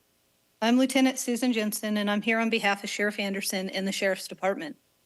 I'm here to give you a presentation on Government Code Section 7283, which is also known as the Truth Act, and Government Code 7284.6, also known as the Values Act. There are two parts to the Truth Act. The first part went into effect January 1st, 2017, and established certain requirements for how law enforcement processes to certain requests we receive from U.S. Immigrations and Custom Enforcement, also known as ICE. The second part of the Truth Act went into effect January 1st, 2018, and it requires that local law enforcement conduct a community forum on an annual basis in which we inform the Board of Supervisors about our compliance with the Truth Act over the last year. That is why I am here today in front of the board to talk about what our compliance was with the Truth Act for the year 2025.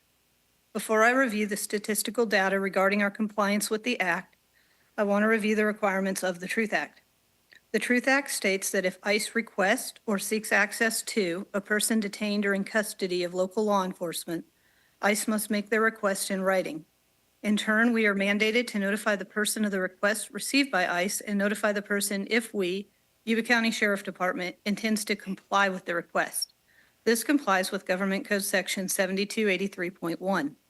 The Truth Act also mandates that we track all records related to ICE and all communication with ICE or public records under the Public Records Act. The Truth Act identifies 4 ways in which ICE may seek access to a person in local custody on local charges. The first one is an interview. ICE must seek this in writing. The interview is strictly voluntary, and the inmate may decline to be interviewed or may choose to be interviewed only with his or her attorney present.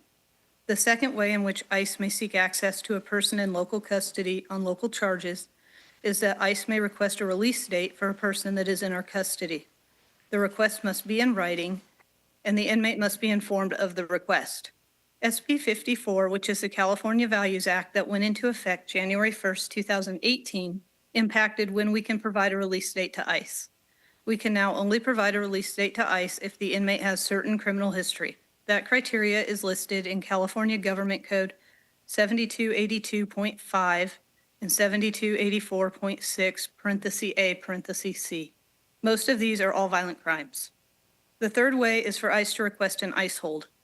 ICE may request to place a hold on a local inmate requesting we maintain custody of the person beyond their local release date.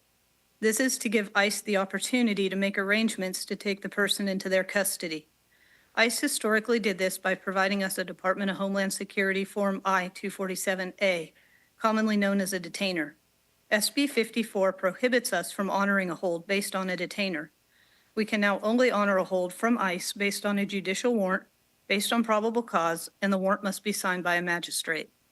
Lastly, ICE may request a transfer of custody.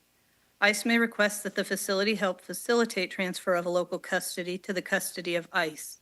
SB 54 now requires we can help facilitate a transfer of custody if the person has the same criminal history as previously mentioned in the release date section, and there's a judicial warrant, same as the hold request. In the year of 2025, we received 0 requests from ICE for interviews. We received 8 ICE detainer DHS Form I-247A. We received 0 requests for transfer of custody, and we received 21 release date requests from ICE. We did not comply with any of the 8 immigration detainer requests as they did not meet the criteria under SB 54.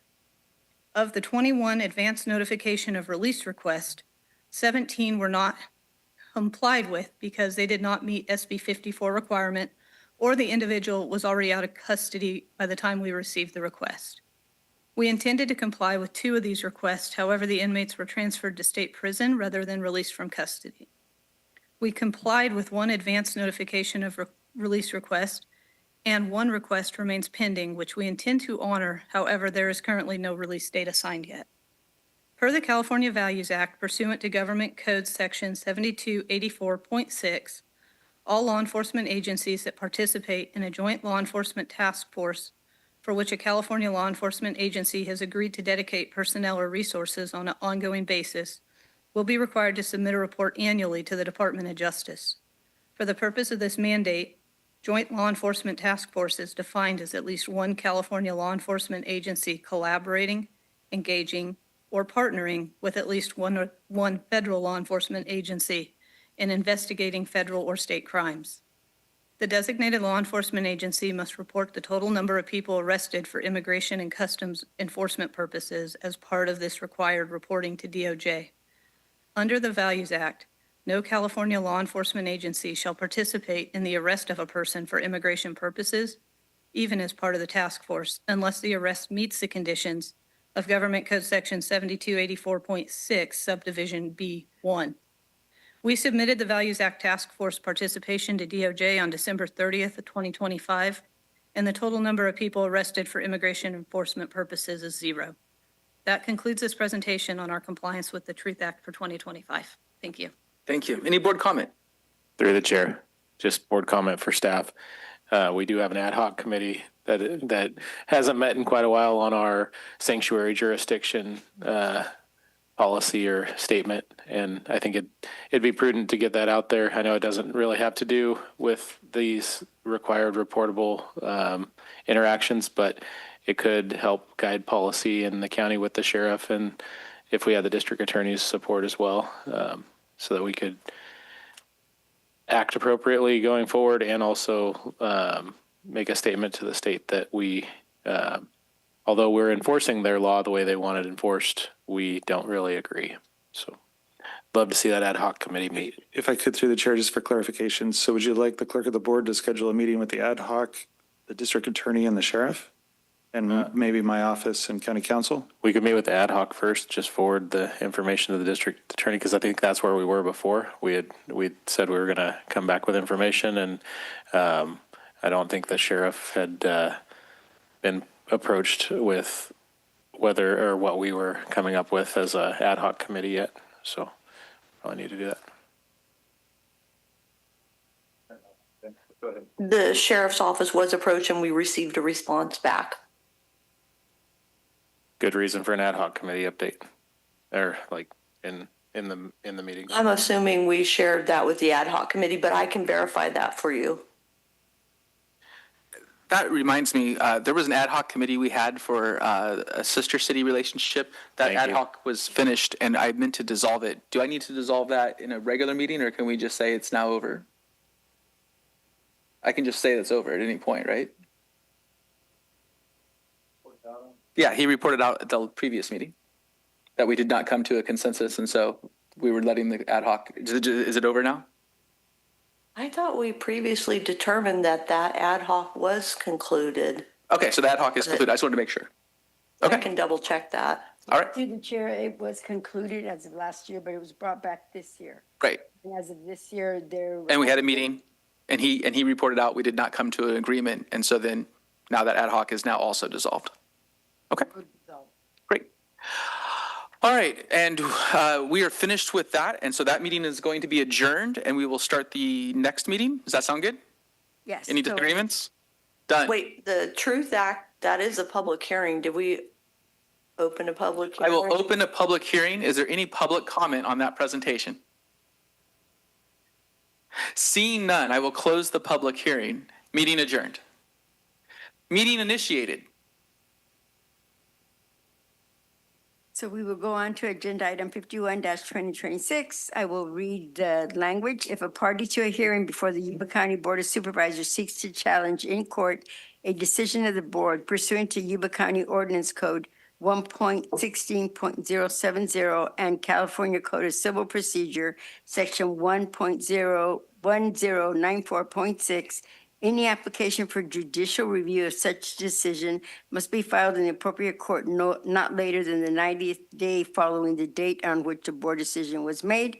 Agenda item is 51-2026, Casa County hearing to determine enforcement and penalty costs to be assessed against property located at vacant lot on Forsyth Road, Dobbins, California, APN 060-110-012, and to authorize a special tax assessment and abatement lien. Good afternoon, Chair, members of the board. My name is Harrison Bierstecker. I'm the Administrative Analyst for Code Enforcement. Also present today is Officer Octavio Cervantes, who is the assigned officer for this case. This is not an appeal hearing regarding the determination of a public nuisance. Because an appeal was not timely filed, that determination is final, and any questions related to the nuisance cannot be considered. I've made a PowerPoint presentation to illustrate the conditions observed on the property that violated the Yuba County Ordinance Code and resulted in the issuance of a notice in order to abate public nuisance. The presentation is intended to summarize these violations, not raise questions related to the nuisance itself. Therefore, your decisions today are limited to the following. First, whether or not the enforcement costs and penalties as reflected in the cost accounting are accurate and reasonable. Second, should the enforcement costs be placed as a special tax assessment on the property tax roll and collected along with normal property taxes. And third, should the enforcement costs and penalties be recorded as an abatement lien with the county recorder. Please accept my written staff report as a portion of my testimony. I believe the staff report contains all the information necessary for your board to make a decision today. I've also prepared draft findings, conclusions, and orders for your consideration that are consistent with my recommendations. Before we start with the actual data, Mary, did you want to do your oath for anybody who is going to give testimony that would be on our side and also on the respondent side? Yes. So anyone wishing to speak or provide testimony, please raise your right hand. Do you solemnly affirm under penalty of perjury that the testimony that you should give in the matter now pending before the board shall be the whole truth and nothing but the truth? Yes. Okay, thank you.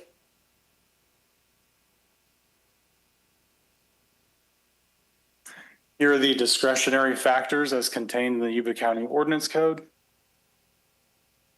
Here's a Google Earth image showing where the property is located. Here's a closer look at that property. This image was taken in August of 2024. Property details. This property is owned by Paul Mua, who gained ownership on February 8th, 2017. The lot size is 40 acres.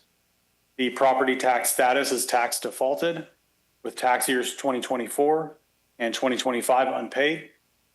The assessed value as of last year was $150,874, and it is located in Supervisor District 5. Relevant dates and actions. On May 27, 2025, the case was opened.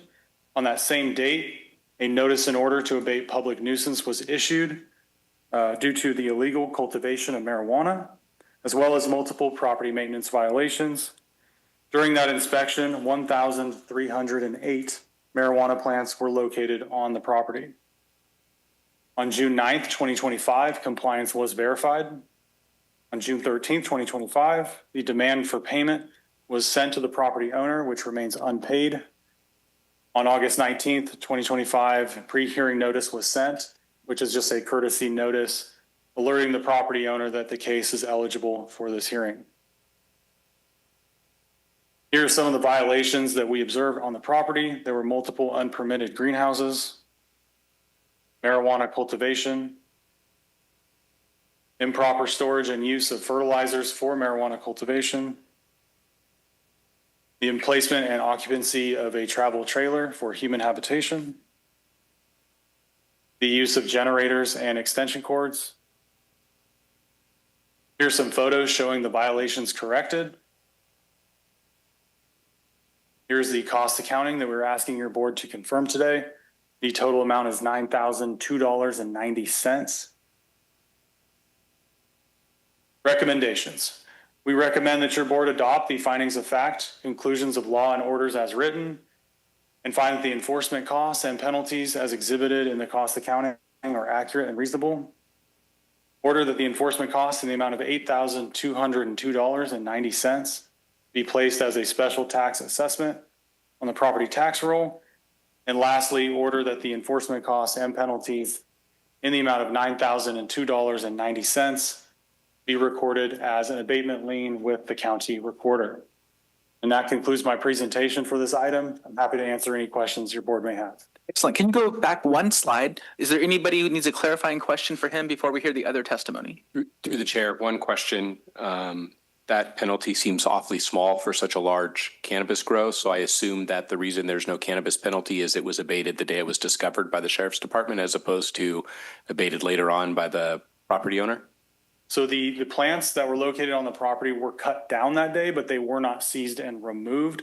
However, due to the responsiveness of the property owner, he maintained contact with Officer Cervantes and brought the property into compliance with the order quickly. So that's why we have a lower penalty amount. Okay, thank you. Appreciate you guys working like that. Thank you. I'm ready for the testimony.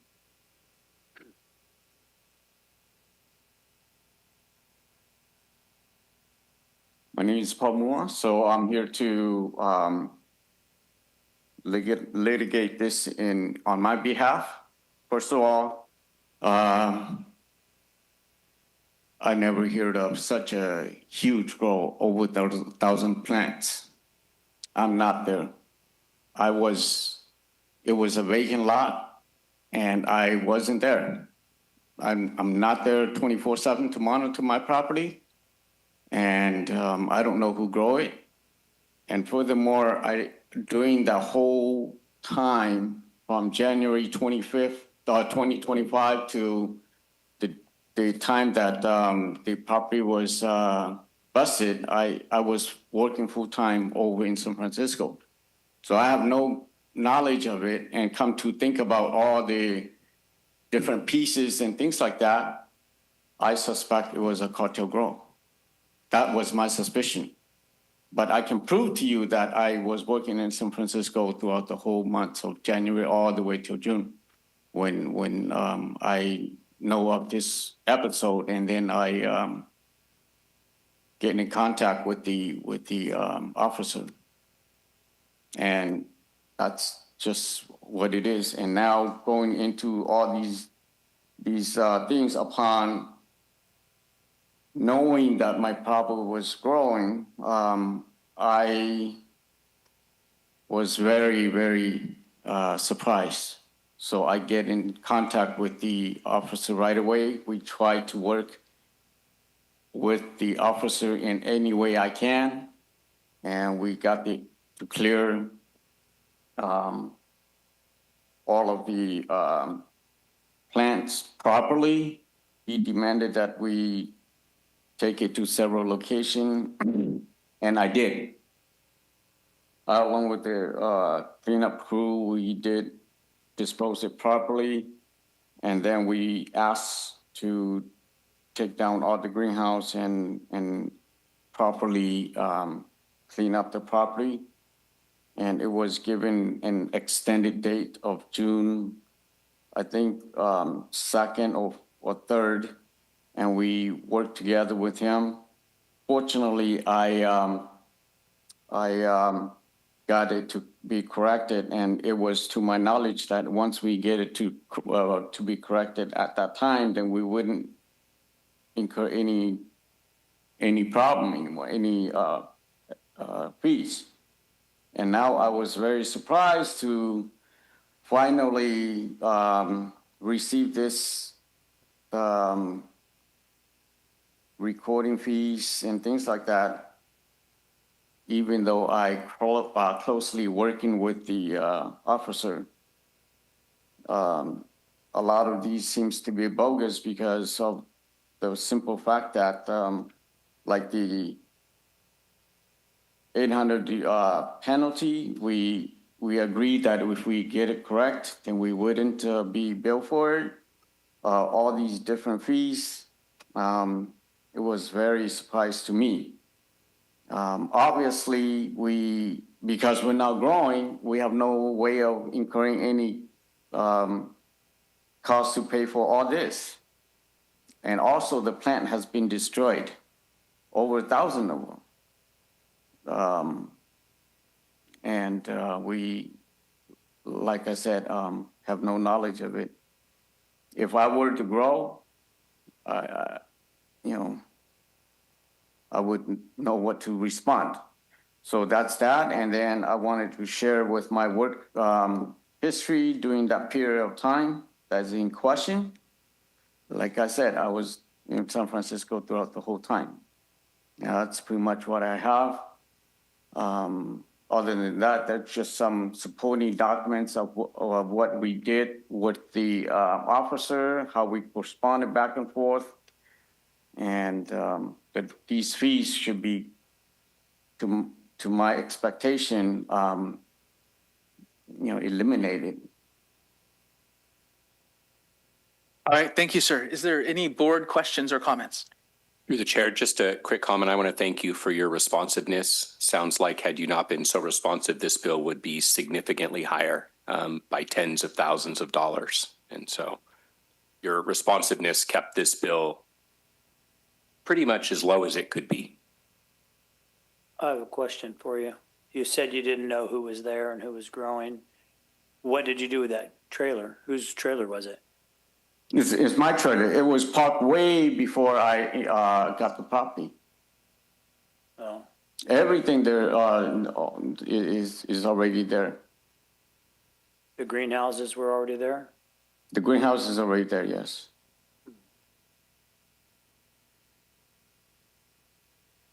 Any other board comment? I guess that confused me utterly. So it sounded like, from what these guys had said, that they believed you and your alibi, and that you were, not involved, and that's why the fee was low and stuff. But the part about the trailer is yours and the greenhouses were there, they belong to you. That part confuses me.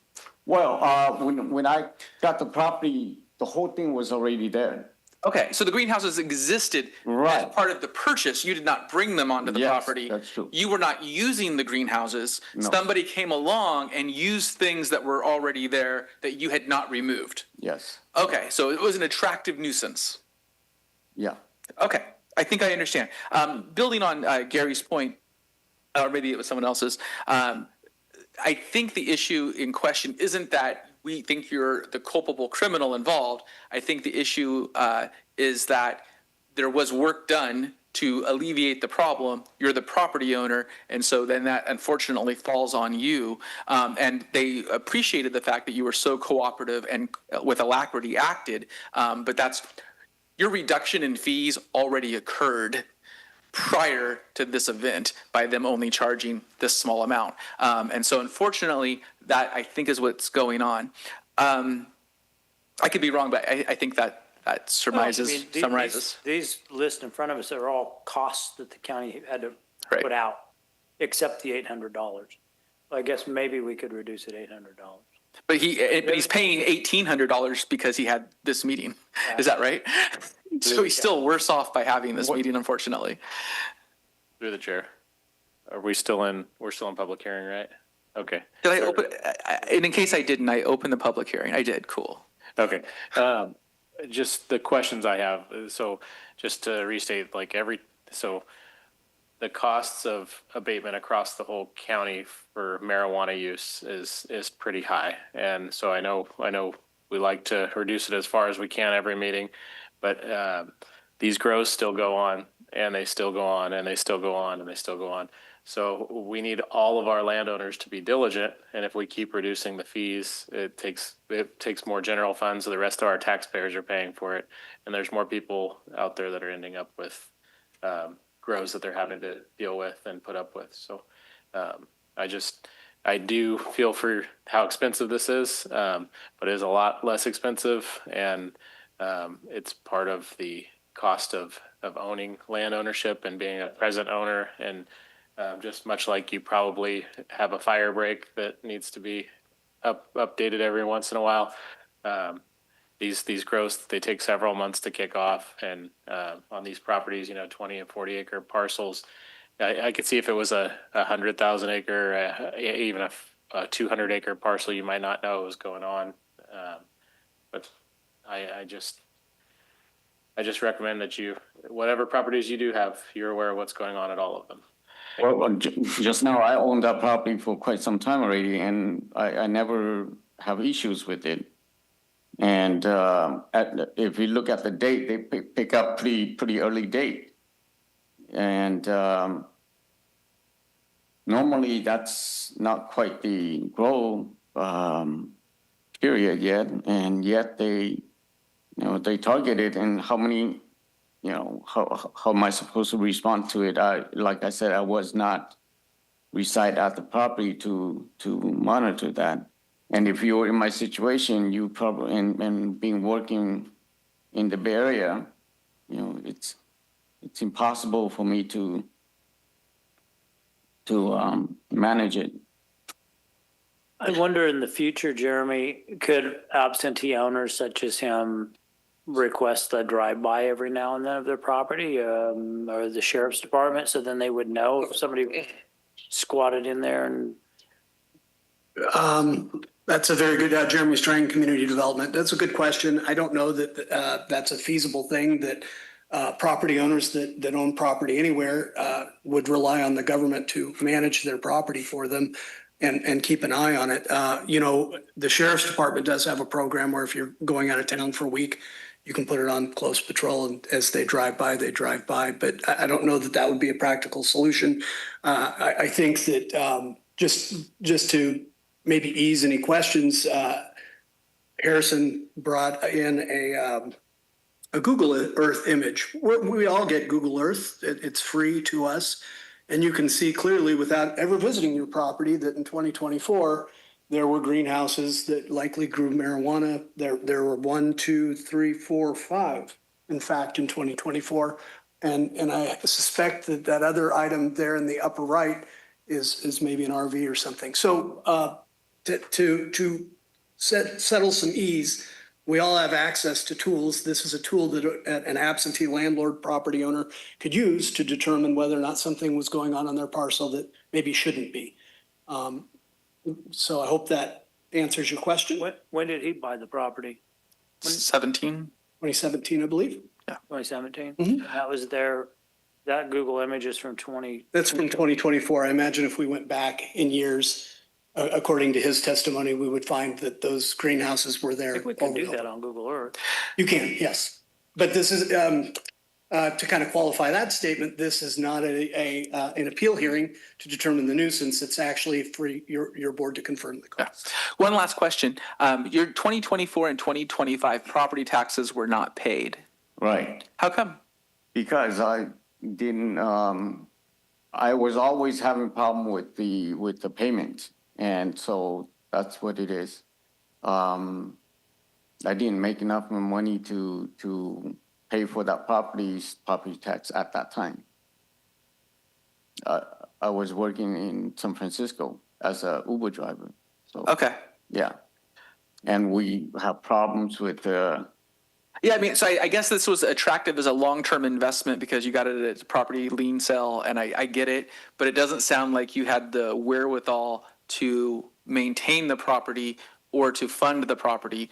It may not be a good fit for you. Perhaps, yes. But again, I mean,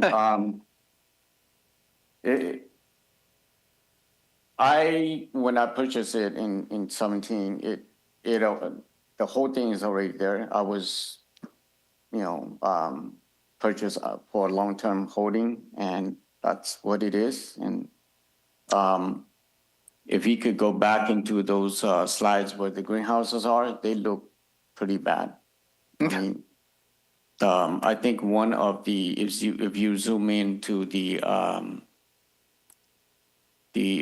property there and maybe Officer Ovente, is that your name? He should be able to tell by looking at the property because he posted a tag saying that it's not Permitted. a safe property to enter. So having said that, yeah, it's been there a long time, and I just never have time to demolish it. All right, thank you. Do I have a motion? So moved that we, if you could pull it up, I'd go through the whole thing, but go through staff's recommendation to, let's see here. Can you close the public hearing? I close the public hearing. And the motion is to adopt the findings of fact, conclusions of law, and orders as written, and find that the enforcement costs and penalties as exhibited in the cost accounting are accurate and reasonable. Order that the enforcement cost in the amount of $8,202.90 be placed as a special assessment tax on the property tax roll. And order that the enforcement costs and penalties in the amount of $9,002.90 be recorded as an abatement lien with the county recorder. I'll second. All right. Is it a roll call vote? Supervisor Vasquez, No. Supervisor House, Yes. Supervisor Fuhr, Yes. Supervisor Bradford, Yes. Supervisor Messick. Yes. Motion passes. Thank you. Can I just, out of curiosity, Mr. Vasquez, what can I ask why the no? He tried, he was fast. He did? No, both true things. Both true things. Okay. Can I litigate this? Can I litigate this? Because obviously, if you were in my shoes, I don't think you can do anything. I mean, these are large grow. I can tell you from personal experience, I was fine just as you, and I did litigate it. I hired Roberto Marquez. He's on D Street in Marysville. you go consult with him. I mean, what would you guys do if you were in my shoes as a property landlord and in such a secluded area such as that? I have a renter and they grew plants and I found out, I was like, hey, you can't do that. Knock it off. So I feel your pain. Like you have a lot of properties. It's hard to keep track of stuff. I'm just saying that if you can't maintain that supervision on the properties, that's why it may not be a good fit for you because you have other stuff you got going on. And it could end up being a lot worse if a fire was started there or something. The time they come in was like May 22nd. That's out of the time that you would say, okay, I'm busy, but during this time frame, I should be going out and do a drive-by. It was completely out of the growing period. So obviously, it's not. It's how do you feel? I mean, if you were in my shoes. I understand. Meeting adjourned. Right there, the gray shirt. Oh.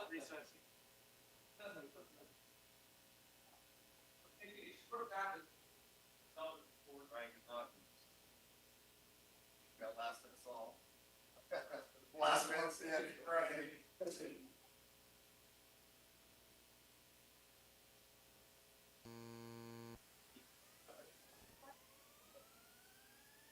Recording stopped.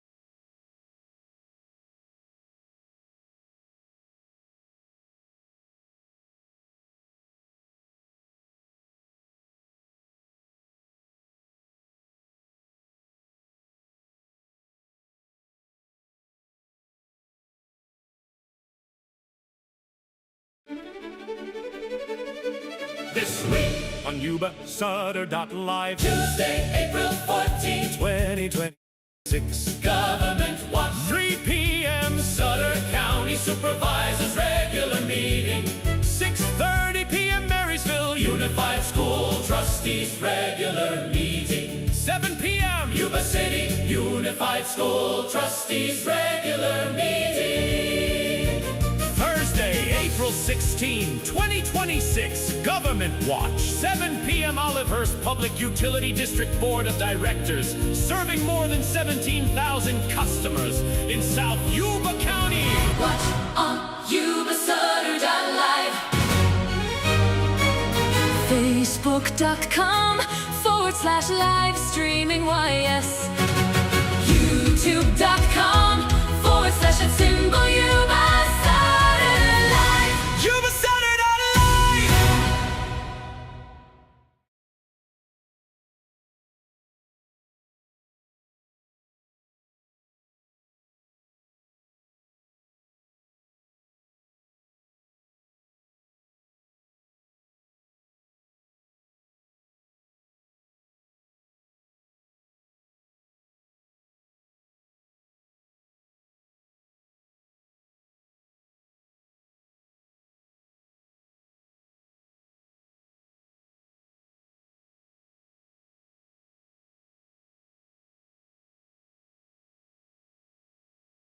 Sunny glow, Marysville to Live Oak, near 70 we go. A light southern breeze at about 6 miles an hour. Spring settling in with the warm midday power. Tonight, partly cloudy, the stars peek through around 47 with a southeast breeze too. Then Wednesday returns with a familiar blend. Part sun, part cloud, near 70 again. Wednesday night cools to about 46, but head for the foothills, the story will mix. As chance of rain as the clouds gather tight, while LaPorte turns colder through the night up in LaPorte. Before morning is new, rain turns to snow as temperatures drop to 30. A dusting may fall in that mountain air, a reminder that winter still lingers there. Thursday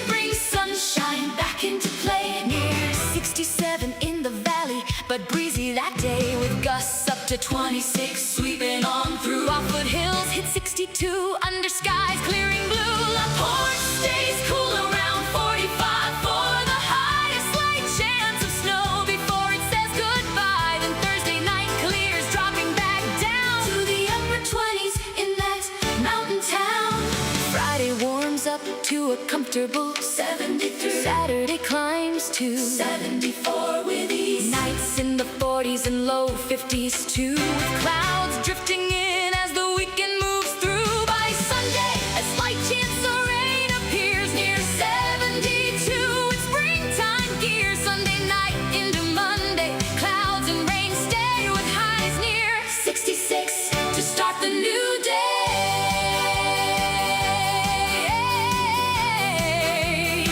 And today, here's what to do.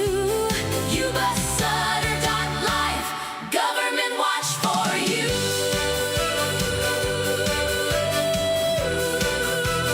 Bringing you Yuba-Sutter, Yuba-Sutter.LIVE,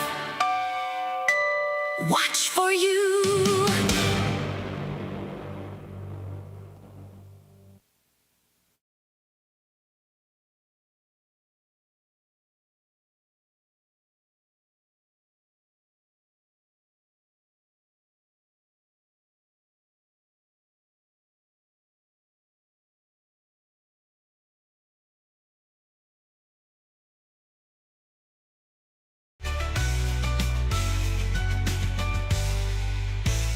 Yuba-Sutter.LIVE, it's the truth that comes through.